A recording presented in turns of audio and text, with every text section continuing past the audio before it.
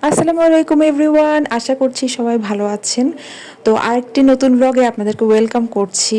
আজকের ভিডিওটি আমার কিচেনের কিছু প্রয়োজনীয় জিনিস কিনেছিলাম সেটা নিয়েই। তো অনেক দিন ধরে ভাবছিলাম একটা কিচেন র্যাক কিনবো, তো শেষ পর্যন্ত কেনা হয়ে গিয়েছে। আর এই কিচেন র্যাকটা আমার অনেক পছন্দ। এটা হচ্ছে হ্যাঙ্গিং কিচেন র্যাক।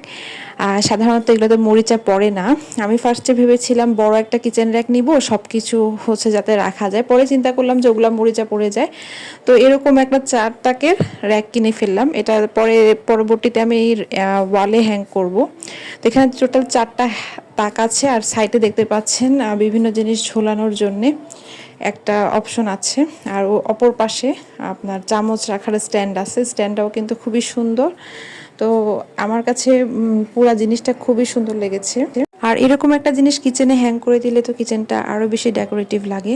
তো উপরে যে তাকটা দেখতে পাচ্ছি ওখানে কিন্তু প্লেট বাটি রাখা যাবে, তবে নিচের র্যাকগুলোতে ঠিক কী রাখবো সেটা নিয়ে আমি একটু কনফিউজড। তো আপনারা যারা এই র্যাকটা ব্যবহার করেন বা এই টাইপের র্যাক ইউজ করেন কিচেনে, তারা কাইন্ডলি আমাকে একটু কমেন্ট করে জানিয়ে দিবেন। তো কেমন হয়েছে এটা এটা কিন্তু কমেন্ট করবেন।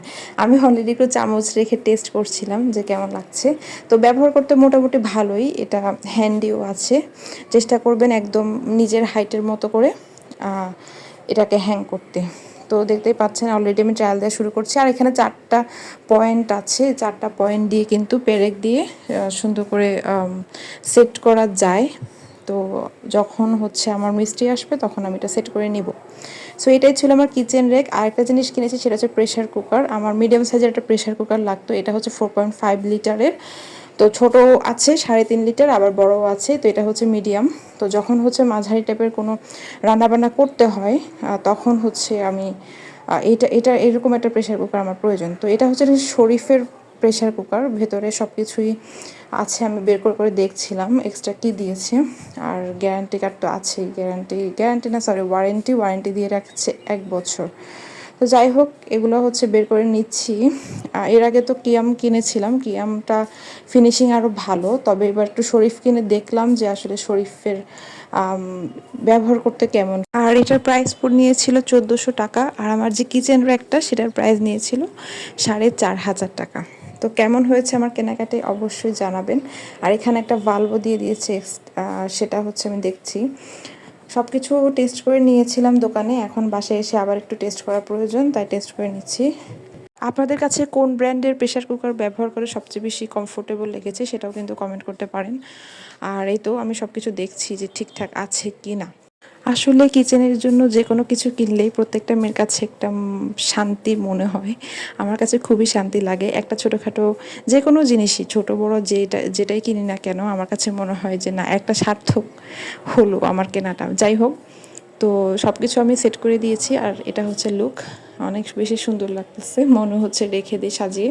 আর একটা নিয়েছিলাম পাতিল, এটা হচ্ছে কাশ্মীরি পাতিল, মাঝারি সাইজে তরকারি রান্না করার জন্যে।